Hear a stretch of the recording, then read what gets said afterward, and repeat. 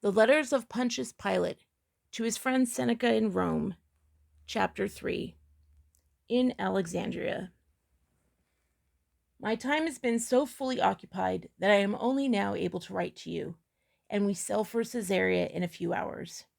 Every few minutes there is some interruption, but I will write this letter though I miss the ship.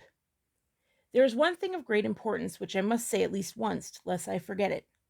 The Jews can wait.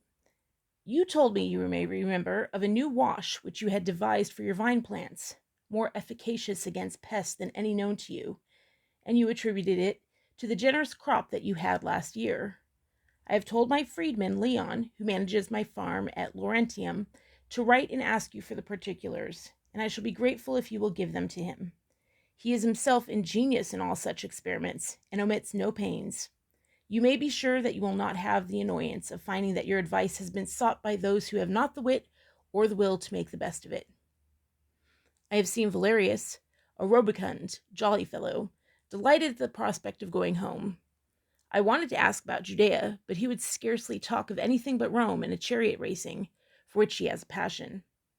However, he told me enough about the furnishings of Herod's palaces to make it clear that my worst fears are true.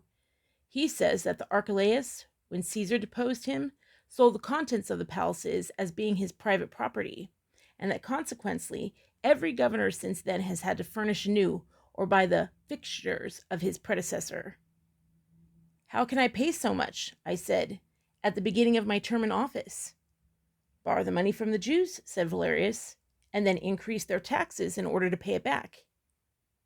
But, I replied, I am just going to inform a Jewish deputation that out of respect and admiration for their race, I intended to graciously remit a 10th part of the taxes. Why not, said Valerius. I did the same myself, but in 6 months you must restore the 10%, and in 12 months put another 10th on that. He told me also that I should by all means encourage the Jews who thronged to Jerusalem from Asia and Africa at the time of the great festivals, especially the Passover. So long as Caesar maintains peace in the provinces, the Jews flourish. They travel in tens of thousands to Judea, carrying their money with them.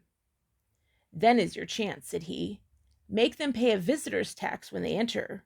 Raise the custom duties on everything that is bought and sold while they are there, and put a specially heavy tax on all the mementos that they carry away when they go back.